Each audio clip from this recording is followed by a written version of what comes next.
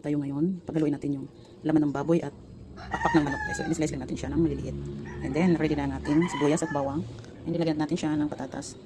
And then, meron tayong bell pepper at paminta, tuyo at saka suka. Na natin bawang. Natin sibuyas. So, siguasan natin huwag masunog ang ating bawang at sibuyas. Lagyan natin ang ating kaling baboy.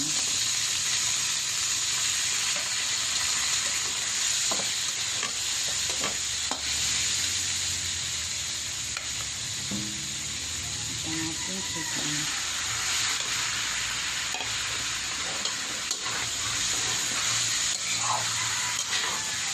Lagyan natin yung konting suka. At syempre ang ating paminta.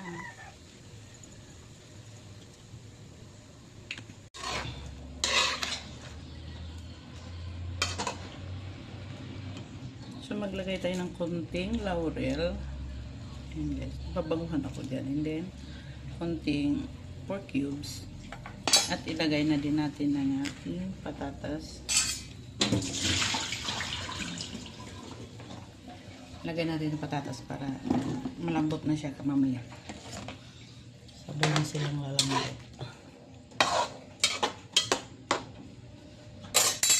Tingnan natin red bell pepper. Kasi malapit na siyang maluto.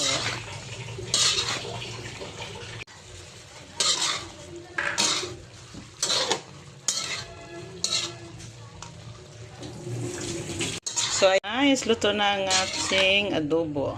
Ayan. Sabay naman na siya lumambot yung chicken at saka pork natin dahil malilit naman ang ating slice sa baboy natin.